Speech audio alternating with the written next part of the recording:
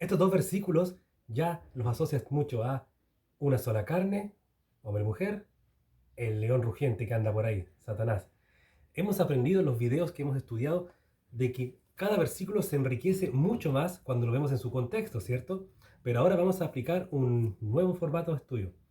Enriquecer el versículo no solo por el contexto bíblico, o en esta ocasión nos vamos a centrar en el contexto eclesiástico, en el contexto de la vida cristiana, a través de los testimonios de las situaciones a las cuales hemos vivido, o en este caso, mayormente yo y aquellas que me he enterado y que el Señor me ha tocado para llevarlas en esto.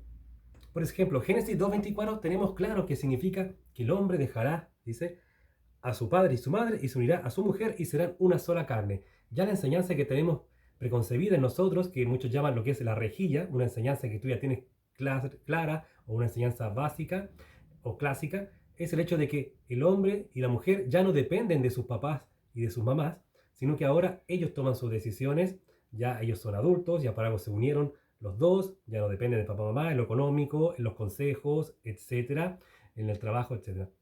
Pero resulta que para enriquecer este versículo a nivel ya eclesiástico, esto lo aplicamos también a otra parte. Dicen, serán una sola carne, tiempo futuro, presente y futuro, serán una sola carne.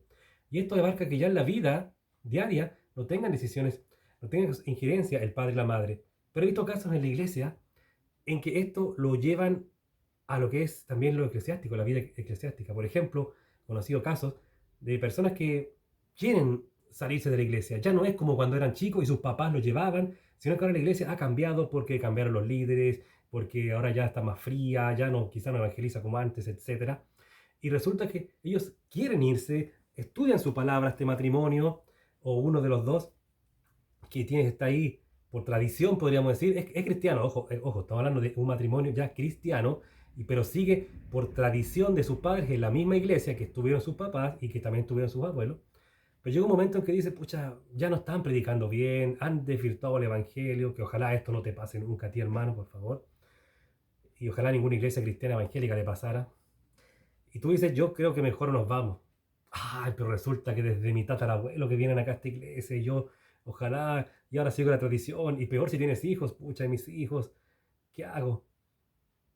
Hermano, esto no solamente dejará padre y madre, se refiere al tema de que ellos te van a sustentar, que ellos te van a hacer cariño, que ellos te van a dar el techo. Esto abarca ya todo. Si tú ya eres un nuevo matrimonio con tu esposa cristiana o tu esposo cristiano, tú ya tomas tus propias decisiones. No sigas ya porque tradición de tu papá, si tú ves que tu entorno cambió o tú ves que a tus papás les gustaba la iglesia porque tus papás y toda tu familia atrás tenía más la capacidad, podríamos decir, de diácono, servicio, pero tú tienes el don de evangelista y tu iglesia quizás no evangeliza mucho o tienes llamado a misiones, pero no, yo no quiero ir a misionar porque eso porque voy a ir a un país africano o un país asiático o Europa, etcétera, y ya no está mi denominación, etcétera. Y mis papás aquí, no, no, no, no. Sigue el llamado del Señor. Dejarás a tu padre y a tu madre no solamente en que te vas de la casa, también en que ahora sus pensamientos cristianos que te inculcaron, bien, tienes tu base, pero tú también tienes tus pensamientos y tú también tienes la mente de Cristo, como dice la carta a los Corintios, si no me equivoco, la segunda. Por lo tanto, tú con tu esposa son una sola carne y tomen decisiones. Amada, mejor vámonos. Amada, esperemos un poco. Y lo mismo, tú y tu esposa son una sola carne. Vamos a un segundo punto en este mismo versículo. Este es un caso lo conocimos más grave porque lo conocí de cerca hace años atrás. Un hermano que estaba muy amargado con su iglesia, muy amargado. Y tenía que estar en la iglesia, continuar ahí, continuar en la iglesia. ¿Por qué? Si estaba amargado. Pero es que su hijo, que era más joven, ya adulto, ya joven, pero estaba sirviendo en la iglesia. Estaba creciendo ahí.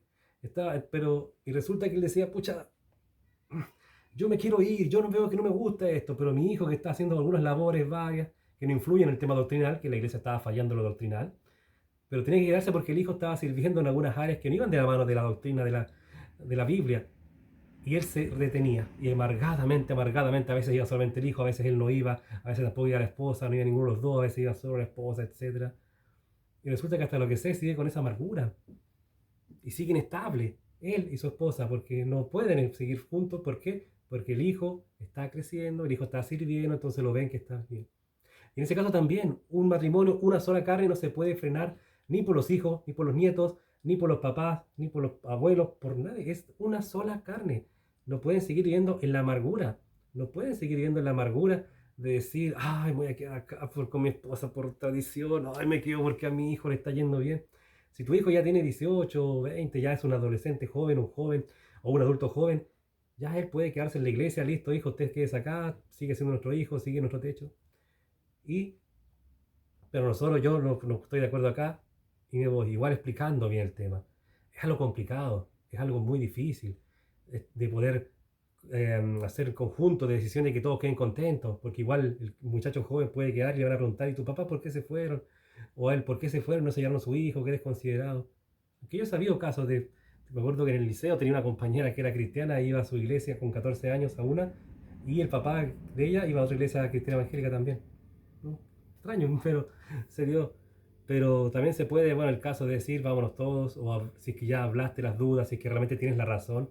Si tú tienes la razón, obviamente, de que está mal tu iglesia doctrinalmente, creo que es motivo, sí, suficiente como para decir, ¿sabes qué? Vámonos, porque aparte que nos estás sirviendo en algo que es relativo a la doctrina, a la enseñanza, podemos ir a otro lugar. Génesis 2.24, ¿eh? Visto en dos puntos de vista, en el contexto eclesiástico, el contexto diario, el contexto de vida cristiana. Y vamos al 1 Pedro 5.8, que es un poquito más corto. Tomé 6 minutos del video en el primer versículo.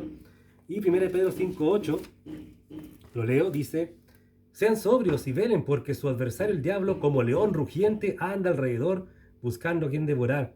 Esto me sorprendió porque muchas veces nosotros decimos, uy, sí, aquellos que andan como débiles en la fe, va a venir el diablo y los va a zamarrear, les va a dar enfermedad, pobreza, lo va a hacer pelear con la familia, lo va a hacer esto.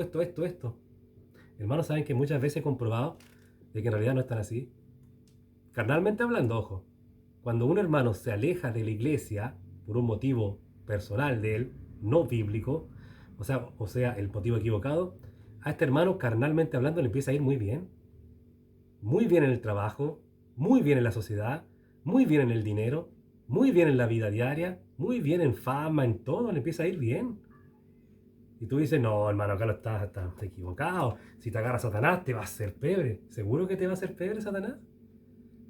¿Qué pasa? ¿Cuándo buscamos más a Dios? ¿Cuando estamos mal o cuando estamos bien? Cuando estamos en enfermedad, cuando estamos en pobreza, en cosas así. Ahí sí nos acordamos, Señor. Por eso muchos dicen, uy, yo conozco gente que se fue a la iglesia, pero volvió llorando. Sí, pero volvió llorando, pero ¿cómo se fue? ¿Cómo estuvo primero? Con harto gozo, con harta plata. Y después empezó a caer. Si el hijo pródigo, ¿cómo se fue de la casa también? No se fue con 100 pesitos y empezó a invertir, se fue llenito con la parte de su herencia, se fue bien. Y después volvió arrepentido, recordando, si yo hubiera estado todo este tiempo con mi padre, sería como uno de los jornales, nunca me hubiese faltado plata para el pan, para esto. Hermano, hay casos en que personas se van de la iglesia porque no les tolera su pecado, no les apoyan sus pecados y les empieza a ir bien. Ese es el devoramiento de Satanás, el que te empieza a llenar de bendiciones de este mundo, te empieza a bendecir, porque Satanás igual bendice, estimado, bendice con las cosas terrenales, eso sí. ¿Y qué pasa? ¿Qué te devora entonces Satanás? Te devora la comunión con el Señor, que es cuando después se cae todas esas cosas, ya no las tienes a mano, y te das cuenta todo este tiempo que perdí. Satanás me devoró el gozo, me devoró todos estos meses alejado del Señor. Eso es lo que te devora Satanás, la comunión con el Señor. No te devora el alma como pueden pensar algunos, no, porque 1 Pedro está dirigido a cristianos, no está dirigido a gente inconversa. Por lo tanto, Satanás no te va a devorar el alma, tu conversión, porque la salvación no se pierde. Perdóname, hermano, yo creo no se pierde. ¿Y qué es lo que pasa entonces? ¿Por qué piensa, que Satanás lo va a hacer pebre? Las veces que Satanás puede hacer pebre, como decimos los chilenos, o puede zarandear a alguien, puede causarle males a una persona, es para una prueba, como pasó con Job. Vean a Job, fue probada su fe y ahí él pudo decir verdaderamente cómo alabar al Señor. Veamos lo que pasó también, por ejemplo, con Pedro. Satanás me pidió para zarandearte. ¿Qué es lo que también dice en Corintios cuando dice, va a ser entre que él tal que está haciendo actos inmorales sea entregado a Satanás para destrucción de su carne, para que su alma sea salva? ¿Era salvo? ¿A qué se refiere? Es un contexto, bueno, eso ya es más complicado meterse ahí, pero a lo que se refiere, ¿qué es lo que dijo? Para que lo zarandee, para que lo hiera con alguna enfermedad, etcétera, de cosas, y él pueda afirmarse en las cosas del Señor. En serio, hermano, analízalo esto. 1 Pedro 5.8, el león rugiente no es el que te come la salud, el que no. Dicen que a lo mejor hasta te da más salud y después tú vas a pensar, estoy mejor ahora fuera de la iglesia. Si yo en la iglesia tenía que diezmar, ofrendar, ahora toda la plata es para mí, me está yendo mucho mejor, sí. Te puede estar yendo mucho mejor cuando el león, tu gente te está devorando. Pero el tiempo, cuando después te das cuenta que realmente perdiste todo, toda esa comunión con los hermanos, ese tiempo de adoración con el Señor, ahí te das cuenta verdaderamente Satanás me pegó un mordisco muy feo. Hermano, espero que te haya gustado este video, una nueva enseñanza, el enriquecimiento del contexto eclesiástico. Nuevo término.